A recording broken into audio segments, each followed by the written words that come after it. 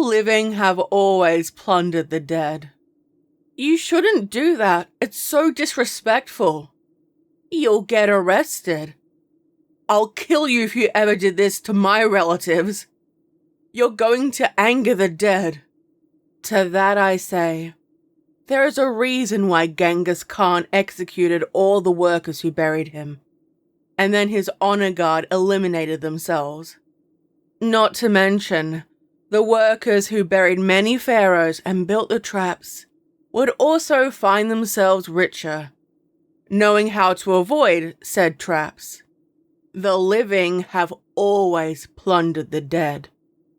I've been grave robbing since my late teens, and I can tell you, the only threatening thing I've discovered has been crackheads late at night. Oh, and being chased by angry locals. The secret is to find an isolated location that isn't checked by family members anymore. Abandoned graveyards or cemeteries that are no longer maintained. Maybe the adjoining town closed down, or has become a ghost town with only a few people residing there.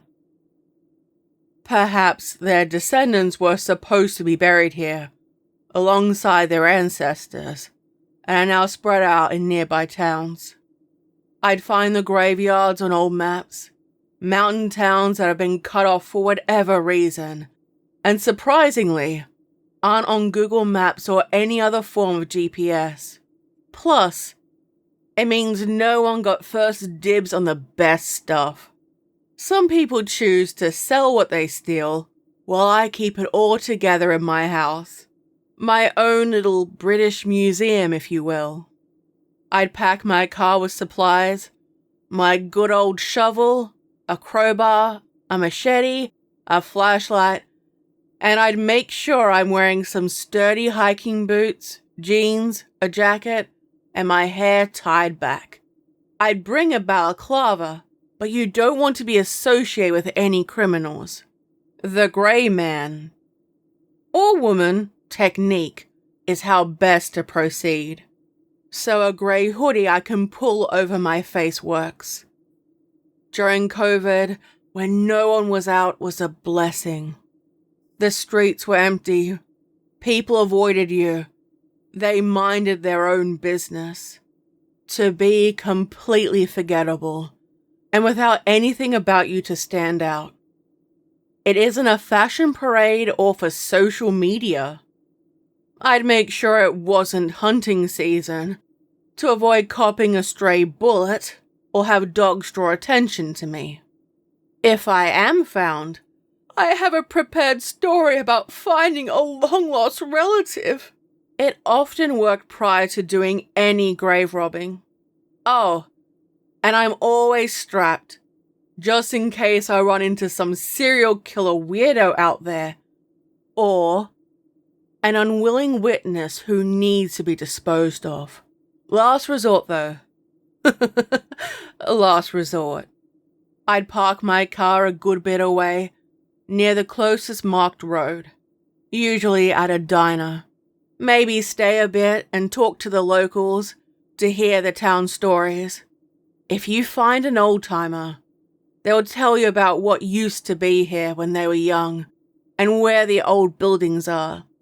I'd humor them, maybe buy them a beer or a coffee, maybe some lunch. Once done, I'd be on my way, walking down at night, and knew I was on the right track when the pathway would be overgrown with weeds, thick scrubs with no signs people had traveled through there. Using my machete to cut a passage for me to move through. Sometimes, it was hard to tell there was a graveyard here. The tombstones would be covered in mold and weeds, often broken and tipped over from the elements. First, I looked for fresh flowers, indicating somehow people were still making their way out here, or for signs of any fresh graves. What better place to bury a body than an old graveyard? I found none this time. The perfect target. There was space for 50 graves, not including those that had already been claimed by the tree line. I didn't think it was worthwhile entering it. walking through what had once been a pathway, shining a light on them for any sign of damage, an opening from water, or that telltale rotting aroma of the dead. Nothing. I saw a rectangular structure with the other large graves, clearly people who had been wealthy in life, and it had to be demonstrated in death. Fucking pricks. Shining the flashlight, I couldn't find the plaque to indicate whose elaborate tomb this was. Wiping some of the dirt off it, eyes widening when I realized it was grey marble. The brass handles hadn't been stolen. Licking my lips and using my crowbar, I pulled them right off. The loud sounds were in stark contrast to the forest, where only an owl's hooting and night birds sang. Only when I scraped a little too hard, suddenly a loud creaking echoed out. The sound was sharp, and only interrupted by a brief moment of silence. Whoever the hell made this ensured that no one will be busting into it soon. No gaps or damage. With a breathy grunt, I moved to my next target. The stone slab above was fractured along the edge, laying on the damp soil, shining the flashlight's bright light inside. And through the slit, I saw the hollow eyes of a skull. With a grin, I reached through to grasp at the skull, with it just out of reach. Moving to the side, digging the dirt away, tossing it into the air without a care. The foul stench rose, and the side of the skeleton came into view. Buried in their Sunday best, I shone the light inside in hopes of finding any valuables. A ring or a necklace. The remains didn't look like vermin had intruded inside, and twisted the skeleton around, pulling her out. The adult woman was small with bowed legs, and it didn't take much to twist the skull off, holding it up, resisting the urge to mimic Macbeth, and feeling the remaining skin and hair clinging to it. It didn't bother me in the slightest. Rolling up the remaining skin and yanking it back, ripping it off. A few teeth were missing at the front, with yellowing molars at the back. The eye sockets were long empty. Skulls always went for a good price. All kinds of people would purchase them. Stuffing it in my backpack, standing up, and abandoning the rest of the body. Stepping over the remains, and grinned when a large family crypt appeared. I wiped the dirt off the family name, only to find someone had chiseled it away long ago. That was unexpected, and the second grave marker I'd found where it happened. Curiosity got the better of me, and I checked the neighboring one too, brushing aside the wet moss, and gasped when it too had been destroyed. "What the hell?" I whispered, suddenly suspicious. Why would their names be removed? Were they excommunicated from some church? There was no reference to it on the old map. My thoughts raced to the reason, but warriors never got paid. Through the iron bars, I shone my flashlight inside and saw 3 stone graves. They were fairly high up off the ground, with dried flowers on one side and old candle holders that were now long dormant. There were sculptures, one of a man, a woman, and what looked to be a child, all eternally resting together. I couldn't tell where the architecture was from, or inspired by. 2 large stone pillars with a roaring beast head above, and I couldn't tell what it was. Maybe some noble family's crest? Vines swirled around the pillars, and it looked stable. These ones had to have valuables. This structure was the most grand. It was out of place here in the middle of nowhere. A crappy mountain town. One swift strike and the lock was broken, ripping it off, and placed my hand on the door, pulling it with a grunt, and placing the flashlight between my teeth. Yanking it multiple times, putting my back into it, and it finally creaked open. Stepping inside, no sign of damp, and brushing the thick layer of dust away, causing it to fall on the floor, and it covered me, coughing and clearing my throat. The reclining statue was of a man with a cropped beard holding a sword with an open book at his feet. If it wasn't so heavy, I could have dragged it down. The woman beside him, who I'm guessing was his wife or other family member, lay with her eyes closed, hands clasped peacefully together, with her long hair behind her. The smallest one was a child, laying with a teddy bear tucked under her arm, and she looked to be around 8 years old. No names nor cause of deaths, or any other important dates. It was strange. None of the graves looked like they'd been disturbed by vandals, and strangely, no animals decide to make their homes here. I hadn't seen a single insect since I got here, nor a worm. Everything was dead. I wondered just how much embalming fluid must have leaked into the nearby soil. Dropping my bag on the ground, I wondered whether it was worthwhile coming back here with a friend and getting more.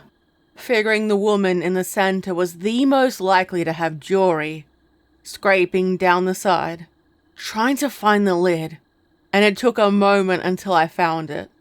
Wedging the tip of the crowbar inside, wriggling it, and groaned at the dramatic weight. I just needed to work smarter, not harder. Moving along the edge, loosening it. How much money did they have to afford this shit? I spat through clenched teeth, opening it enough to see inside, but not have the lid drop on the floor. Breathing heavily, resting on the side, and realized there was no smell. More disturbing when I shone the light inside. There was no skeleton nor corpse. Flicking it down, trying to see if anything was inside, only to find nothing. What an absolute waste, I hissed under my breath. Most women live longer than men, so that could explain it. Looking between the child's and the man's, going back and forth, deciding which one to try next. The child's one would be easier to push off, while the man's may have a watch or something. Leaving the woman's one open, removing the flashlight from between my teeth, and placed it upright on the floor. The light cast down, causing the shadows to elongate, attempting to find the sweet spot, and the empty tomb suddenly felt occupied. Glancing over my shoulder, the space was empty. I never believed in ghosts. They explain the unexplainable, and were stories to keep people away from valuables. After looking at one corner to another, I returned to my task, only to find it slide open, far too easily, snatching up the flashlight and shining it inside. This one was occupied. It was small as expected. Whoever embalmed this corpse was skillful. Her eyes remained closed, and she looked remarkably preserved. Without scruples, I felt around her neck for a necklace, and all over her body for any pendants. She had a gold white gown and was wrapped in a shawl. It almost looked like she'd wake up at any time. Her hands were clasped together.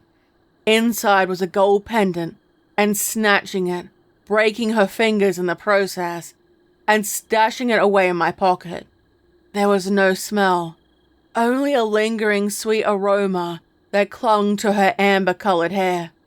Lavender? Floral and sweet, with a hint of an earthy undertone. I imagined being inside a nursery, surrounded by stuffed animals, and the large bay windows outside were filled with lavender plants. After a blink, the memory disappeared. What the hell is wrong with me? I spat, in defiance of that. I reached over and took her smaller skull, twisting it and yanking it off. It was small enough to easily hold. The skin tore and it felt like expensive leather, soft and still pliable. Her curled ringlets now hung loose, flowing down from her head. If I had any more room in my bag, I would have taken her entire body, but the head will do. Not wanting to expose her body to air and more bacteria, I pushed the lid back over, resealing it. The final one, the man's tomb. Looking outside, there was a change in weather, and the increasing light told me I'd stayed here too long. Come on! Where is it? The condensation from my breath was thick, creating a haze. Breathing becoming difficult. The flashlight flickered, and the batteries were new. They shouldn't be having any issues. The gap was small, barely enough for the tip, when a breeze pushed the iron gate closed, loudly. I jumped, with my heart racing, and slowly breathed to regain my nerve, letting out a mocking laugh at my reaction. Still, hating the idea of being trapped, but there was no lock now. It had been broken. I can get out at any time. I repeatedly reminded myself. I kept chiseling it in when I had an uneasy feeling, deciding it was best to accept what I had. I pulled my hoodie down over my face, and lifting my bag up higher on my shoulder, the skulls rattling inside. The thin fabric not doing much to prevent sound, but hopefully enough to reduce any damages. Opening the gate, my heart rate quickened with how stiff it was, before it finally creaked open. I could see 3 flashlight lights spread out in the distance. Never mind they were walking through thick forest to get to me. Running through the graves, back the way I came, when a long, haunting sound, similar to a horn, rang out. What the fuck? My flashlight bobbed up and down with every step, my movement restricted from the uneven terrain. Daring to cast a glance backward, the lights were near blinding and had grown in number. An instinct told me to immediately get to safety. My car, and to get the hell out of here. My mind raced with images of them surrounding my car, keeping an eye out and waiting for me to arrive. Instead, there was no time to check. Unlocking the door, placing my bag down with all my tools, and turning on the engine, speeding away as fast as I could. I didn't stop driving until I was 2 towns over, always checking my mirrors for signs I had been followed. Nothing. Letting out a burst of relieved laughter. I felt smug I had escaped. It was 9 a.m. by the time I got home.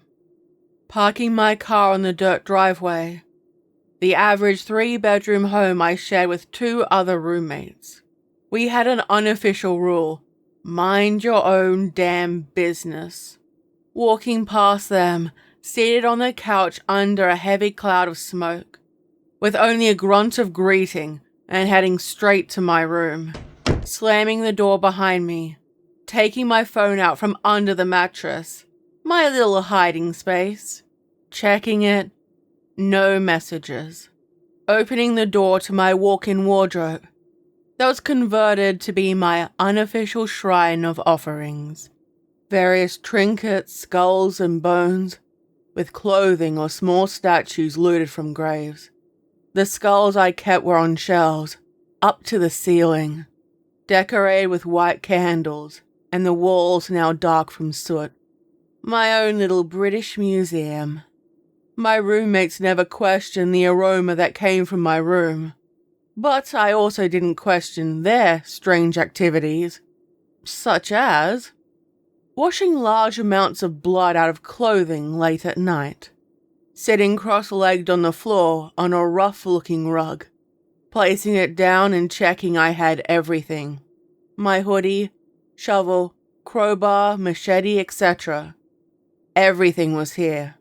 Keeping the gloves on, I opened my bag, taking out the little girl's skull, and placed it on the floor beside me. My prizes for the evening's work. Taking out the jewelry and the brass holders, placing it by my side. and none of it looked to be valuable. Brushing the 2 skulls off, crawling on the floor, and adding them to the pile. The 2 skulls of the older people had no interest. The little girl's skull, however, even ripped from the corpse, still had the gentle appearance of slumber. I tenderly pressed a finger on her eyeballs, soft and delicate to the touch. I withdrew it, eyes wide, and my fingertip hovered above. It had to be some kind of fake eyeball. I touched the other, and it too felt the same. The eyes were framed by amber eyelashes, still intact, and I wondered how it was done. Cradling her head, now with my bedroom light above, I could see her facial features clearly. She was perfect. Resting her on my lap, she still smelled of lavender, and there was a trace of something I couldn't put my finger on. "Who are you?" Smaller details stood out. Her pale blue veins near the eyelids. Resting the head in my lap, I poked at her nostrils with my pinky finger, and the stitching must have been high up. Her lips were gently pressed together, as though they could part into a smile. I poked the supple top lip, pulling it up gently to reveal white teeth. It hadn't been stitched up. Snatching my finger away and causing it to roll across the floor, only stopping when it tapped the wall. I felt better having it face down, not having to look at. Despite that, my eyes kept glancing toward it warily. Taking out my phone, sending a message to an individual I knew only as LV. Sending a text message. "Hey, LV, I got something you might like." They never bothered to answer without personal interest involved. "Yeah?" I had to speak in code. "I have a new mannequin head. It's super realistic." "Where'd you find it?" "Bargain bin." Code for mind your own damn business. "Spill." Just the top. Still remember the site, even if it is hot. "Buyer?" I glanced back over at it, half expecting it to moan or blink or speak without vocal cords. "Yes, I want to see how much it is worth." I waited 5 agonizing minutes for a reply. "Might need to take a look. Leave it at the charity shop." I only met LV once. They were masked, using a voice changer, and otherwise it was difficult to tell any other details about them. It was a leap of faith. They hadn't fucked me over before, but that wasn't a guarantee. "We need to take a walk in the park," indicating that I'd only do a face meeting with them. My gaze kept lingering on the back of the skull's head, the amber curls laying dormant, and a twisting feeling in my normally stable stomach. Torn between keeping it and selling it. My message had been left unread. Holding it in my hand, waiting, and figured LV was making arrangements. Desperation was never a good look. Stashing my phone back under my mattress, just in case my roommates made a surprise visit. Standing up, walking down the creaky stairs into the kitchen. My 2 roommates were quiet with the fading smoke around them, with the TV blaring some terrible morning show. Opening the fridge with slim pickings inside. I should have grabbed some fast food when I was out. Slamming the door shut, opening up the cupboard, and taking out a cup of noodles, I flicked on the kettle. Pouring in the hot water, emptying the salt packet, and waiting while it cooked with my back on the kitchen counter. Lifting it up, hissing with the heat, and barely holding it with my fingers, and started walking back to my room. My 2 roommates lay on the couch, their jaws wide open and their bodies were limp. They were dead to the world. Closing the door behind me, and the space gave me a moment to collect myself, and using my fork, a line of noodles dangled down from my mouth. My window was open, Barely a crack, and I immediately slammed it shut.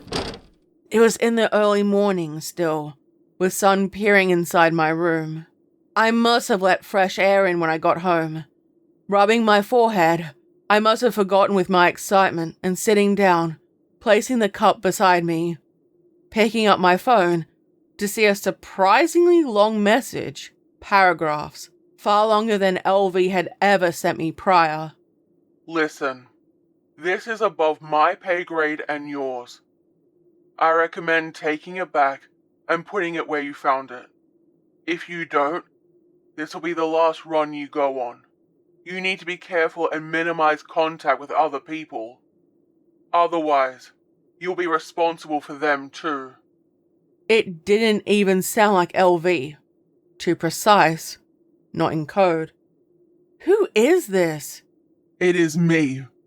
I need you to understand the gravity of the issue.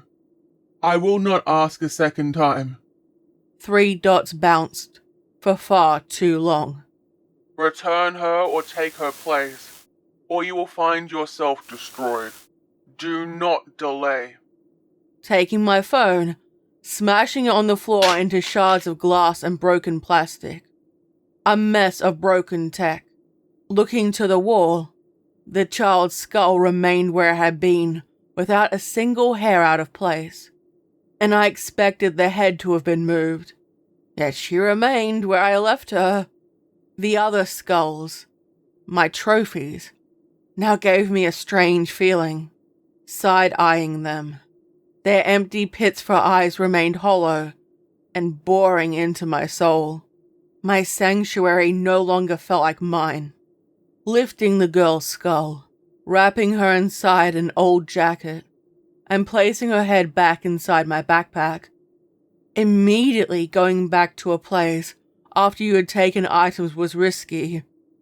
The locals were usually on alert and wary of any outsiders. Leaving the other skulls, I stood up and abandoned my noodles to walk past my roommates, who were still in the same position, zoned out to the world. Without disturbing them, I got back into the car inside, checking the map and remembering the way. Subconsciously, I knew I was being an idiot. If I had better connections, I would have found a buyer. Maybe someone who was into the occult would have taken it, or perhaps even a university. Taking out the machete, resting it on my lap, and tapping my pocket to ensure my handgun was there. Driving down the road, it was now late afternoon on the weekend, and there were no cars on the road. Plenty parked with people inside them, though. The freeway was empty. Was there an emergency? I turned on the radio wanting news. The first one had a muffled voice coupled with static.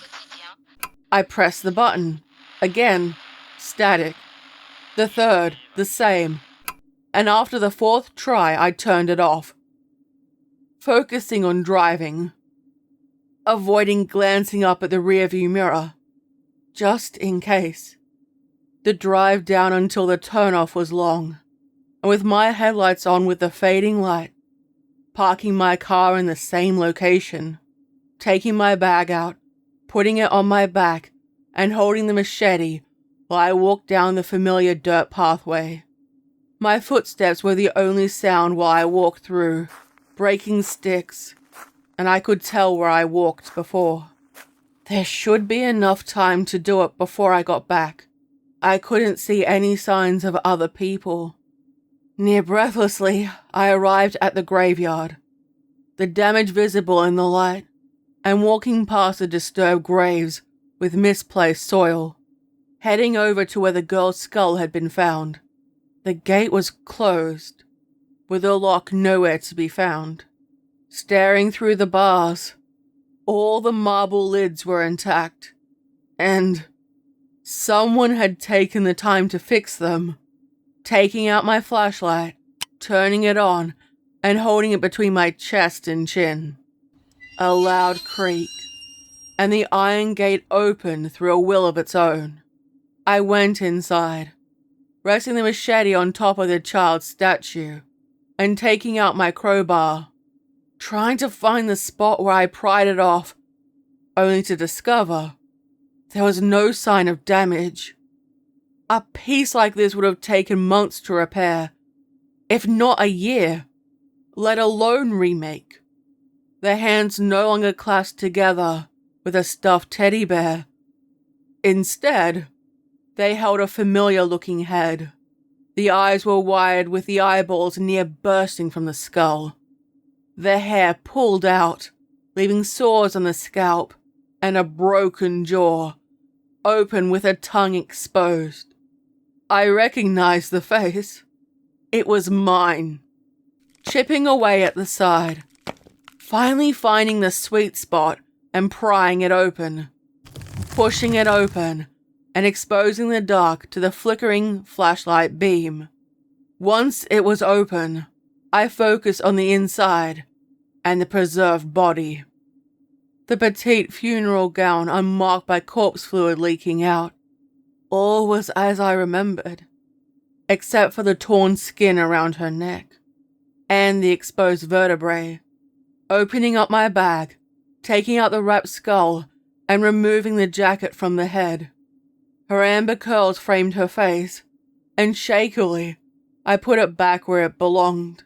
I couldn't re-stitch the skin, straightening it out and fixing her hair.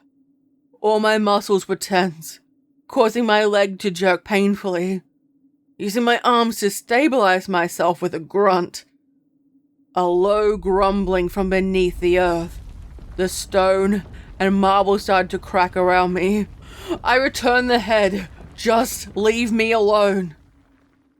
Glancing at the open gate, grabbing my stuff in haste and running toward it, expecting it to slam shut when I got there. Outside, I could see flashlights heading toward me in all directions, being held by shadowy figures. They bobbed when they moved, and instinctively, I pulled back, now caught between two differing terrors. It must be cleansed. It must be cleansed with blood. Foreign words whispered from my mouth, my voice and not my demeanor, clamping my hand over it, trying to keep the threats inside. Instead, they were in my mind. You disturbed our peace. You must pay the price. I felt eyes on me, and my neck disappeared into my chest in fear while my stomach clenched. With ease, the child brushed off the lid, causing it to fall on the ground, now falling apart in pieces. I had struggled to open it. Now with her head fused to her neck, sat up, with her eyes open. Hey, I'm sorry. She swung her legs over the side, allowing them to dangle down, and stared at me with a steady knowledge. Far too long, above her years, and not quite human. My knees locked and I crumbled, rolling onto my back and barely crawling a few paces before she was above me, staring down with a neutral, near-bored expression. The floor was cold. The smell of mold and soil filled my nostrils, and my shirt lifted to expose my stomach. A debt must be paid. I looked at my machete, temporarily abandoned on top, and reached for my firearm, aiming it at her forehead, trembling. And her head turned quizzically, fearlessly. Shooting the dead wouldn't work, but I fired once, twice, 3 times, until it was empty. The sounds echoed loudly, making it difficult to see. And finally, the last bullet was fired, hoping she was dead or she was still there. Her hands rested on my stomach, cold and stiff. My flesh moved to accommodate her. Fingers penetrated my skin, moving through me. Pain gripped me, and my hands twisted, immobile, useless. She was up to her elbows.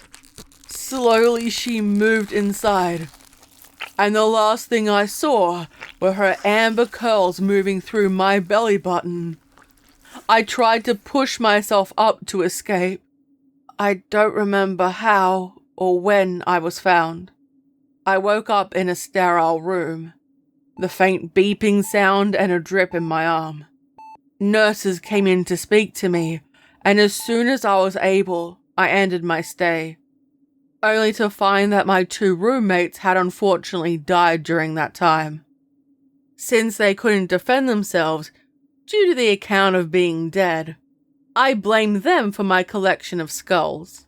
My parents, a boring grey-haired couple who still lived in their plain home, now concerned about my life choices, accepted bringing me back to the family home. Sitting inside my childhood room, with my out-of-date wooden house and childhood toys, it was surreal. I suddenly ran to my ensuite, vomiting into the toilet, when the realization a doctor's visit informed me that I was pregnant. Considering what occurred, I knew I couldn't keep this abomination. I made an appointment to terminate, only to discover that the doctor had a heart attack prior to my arrival. So, I ingested poison. It made me sick and I vomited it up. Same when I took all the pills in the medicine cupboard. Even the old technique of a coat hanger and painkillers didn't work. There was a lot of pain and more blood than I'd ever seen in my life. My parents never bothered to ask who the father was. My belly swelled, and my parents, devoted to their faith, insisted I keep the child and try not to end my life. They hoped for redemption with a second chance to raise a decent member of society. All my attempts placed me back in the hospital, this time inside the psych ward.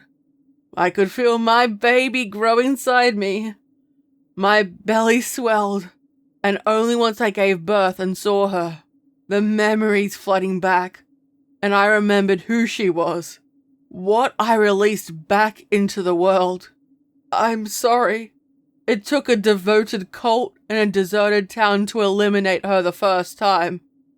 If she knows your name, she will never let you go. The dead have always plundered the living.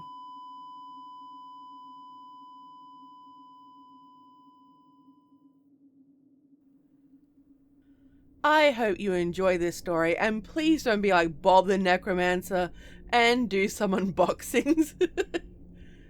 So, what do you think about grave robbing? Or the story? Let me know in the comment section down below. If you fancy, feel free to stab the like button, comment and subscribe, and body slam the alarm bell. If you'd like more exclusive content, consider becoming one of my beloved channel members or Patreon supporters and join their ranks. Check out these amazing people. Look at them, look at them. All my social media links are down below, along with a link to my merch store. Stay safe, my little spooklings. And remember, I'll be watching you.